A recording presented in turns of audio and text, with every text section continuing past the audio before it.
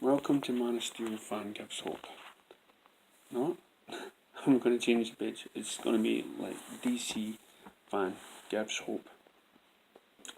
So I'm always looking for people that post comments that not only are positive but educational and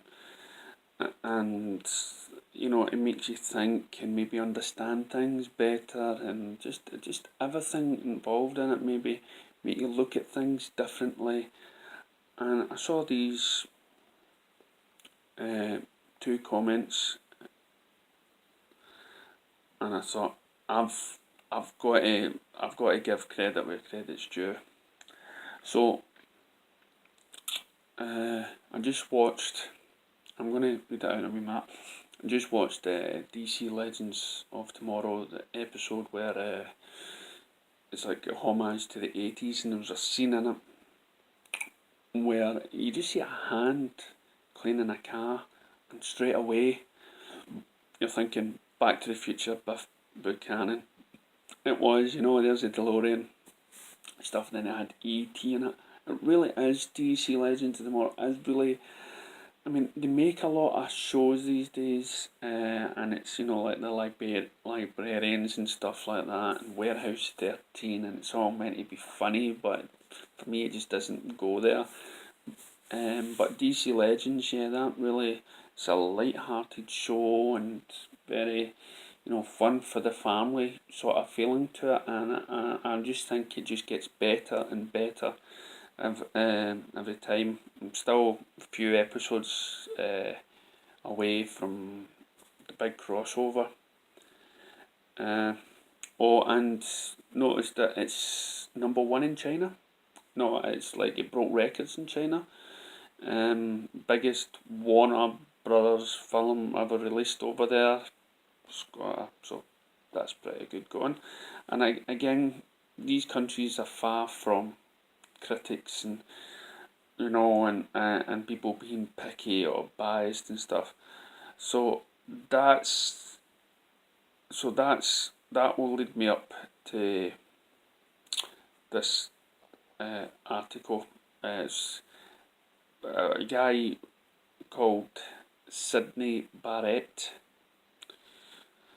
and it goes and says, modern film criticisms isn't even film criticisms. It's just bullying now. It's racing on a bandwagon to tear down a film you didn't enjoy, or a film you're encouraged by other critics and bloggers to not enjoy. It's finding actual glee and celebration in films that flop, and in boasting superiority of a preferred franchise. It's about making aggrandized posts, that's a new word for me, disguised as film criticism.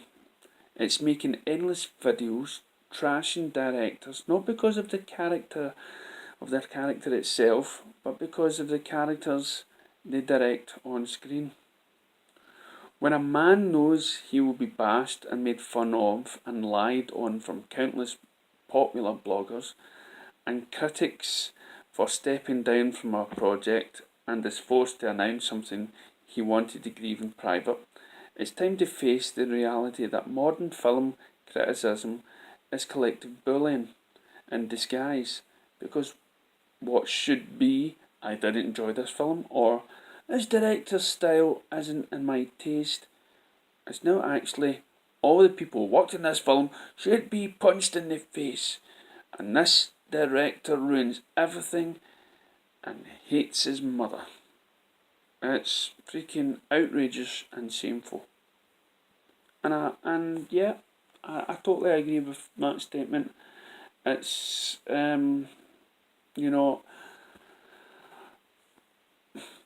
I've said before, you used to go to the cinema and you would just go and see a film.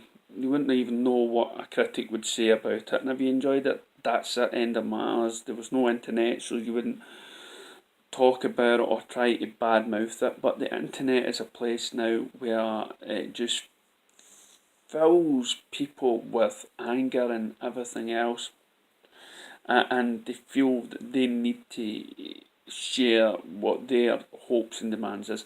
The one thing about what Justice League is happening just now is, and I see it particularly for one person, but this is probably a circle of people that are on my friends list, and all this news, and we don't know how much of it is true, right, about cutscenes. Kevin Smith made a video and he was just reading off another article that could be totally untrue and stuff about the scenes. And as you've seen my other videos, what I've read about the deleted scenes, it doesn't.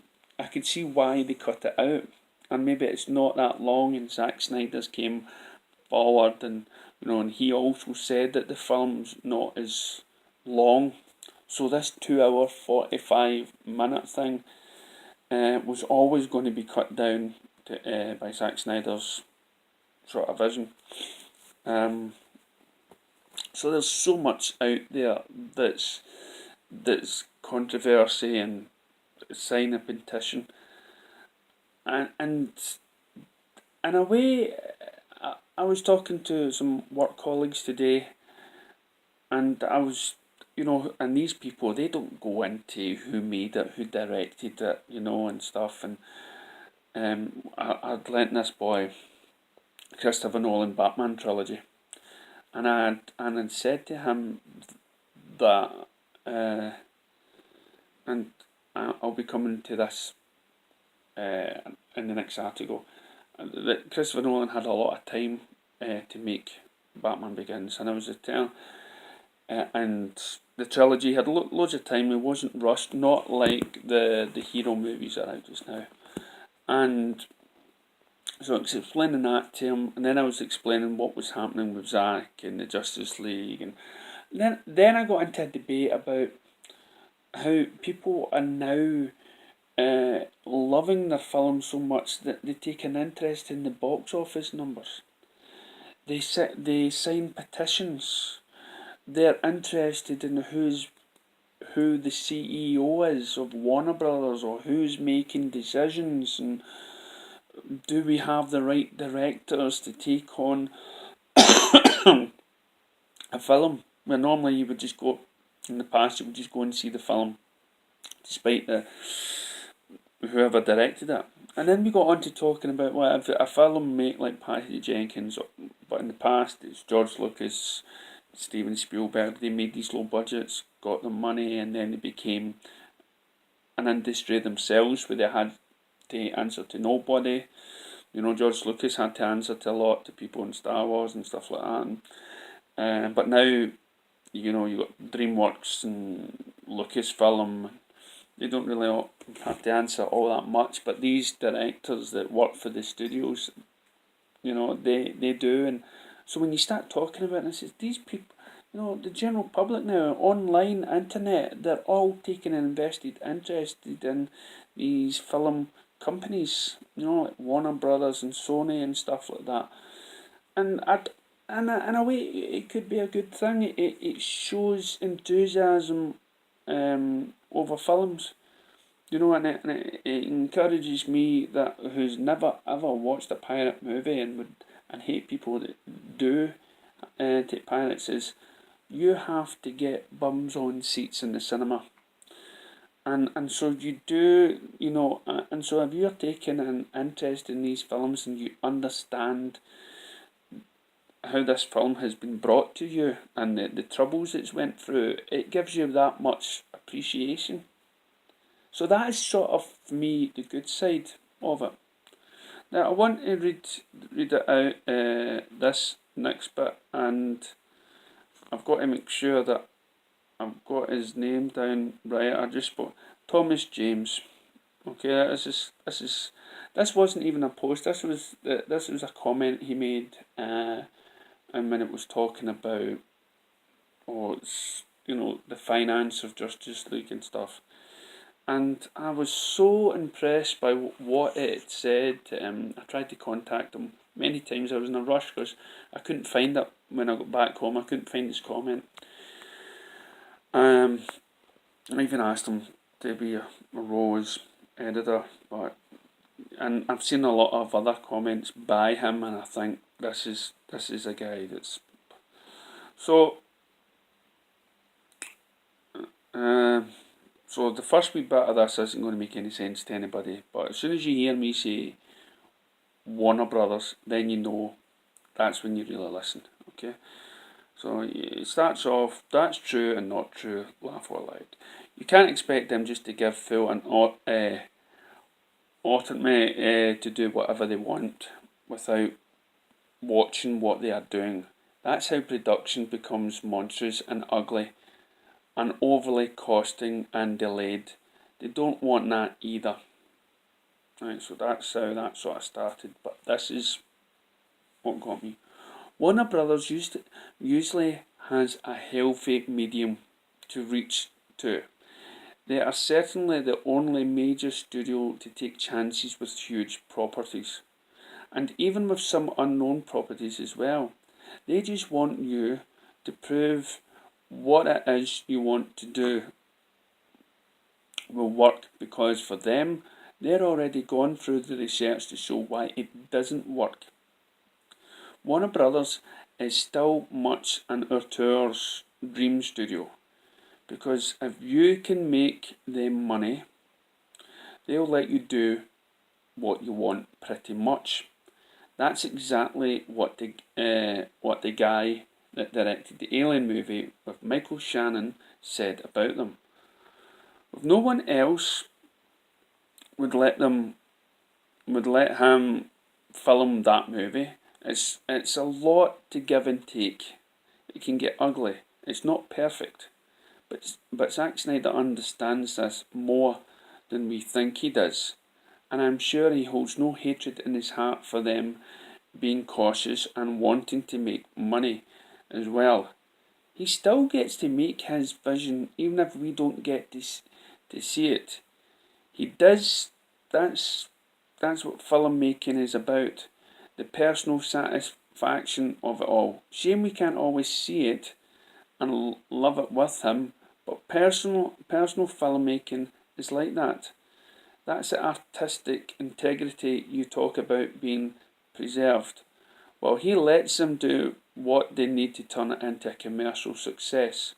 Sometimes that works, as we saw with 300, Watchmen, to a good extent, and Dawn of the Dead. Even with Man of Steel, he pretty much released the exact film he wanted to give or take an hour. And there is a bit,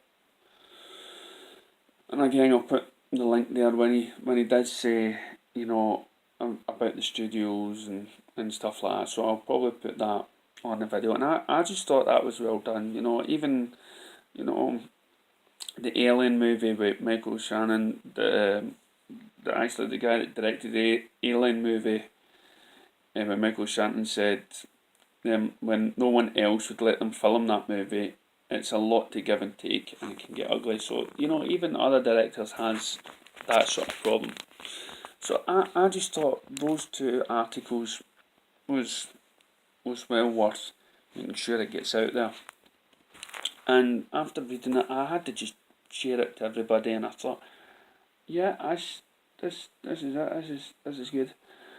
Now going back to what I was saying before, with all these, as I say, these new things that are coming out, and these sort of so-called shots that were deleted and ended up on the cutting floor. Darkseid and all that sort of stuff. I don't recall any sort of evidence that they ever did exist. And I've said before about the Snyder Cut or extended cut. Maybe we should ask for maybe an extended cut. But again, studios know what they're doing. Now, who knows what's going to happen in the next year, and who's going to be in charge of Warner Brothers to make these decisions. But this is a film company that's been around for a while. So if they can make a profit, probably not just now. Maybe I can't see them bringing out an extended cut, especially Suicide Squad was maybe different because it was already finished and BVS stuff was already finished, but what I've been hearing about these cuts is they're not finished, and they may cost another couple of million to finish, to get it to perspective. Then you'll probably need to get the actors back in and stuff like that. So I don't. There's very little. And then you'll get some people saying, "Oh, it's all done, it's all finished, and everything else." But if Warner Brothers, being a business and making a profit or money, they're better off probably waiting another year before they re-release the extended cut. I mean, that's what happens in cinemas these days. When films like Ridley Scott's and Alien 3, Richard Donner's Superman, Blade Runner, the director, I think the Blade Runner had about 2 different sort of cuts to it, and was it the extended cut, was it the director's cut, was it, they had so many different sort of versions, and what one was it that you preferred? So that's what I needed to say. I want to thank, as I say, no, I'll leave that for the next video. The next video will be the summarise of what's happened this year and what is going to be happening next year. So I'll leave that stuff there with you, and let us know what you're thinking about critics or the way we deal with and the invested interest that we have now due to the internet, that we get so passionate about what's going on behind the scenes. Who is the CEO, and how did we become this passionate over movies? And I can't believe it's just for DC or Marvel fans or any sort of franchise. I can see it. 50 Shades of Grey. Any film that's been turned into a book, or somebody has a passion for some sort of story, they will go and find out what that director is. But let us know what you think in the comments below. Thank you.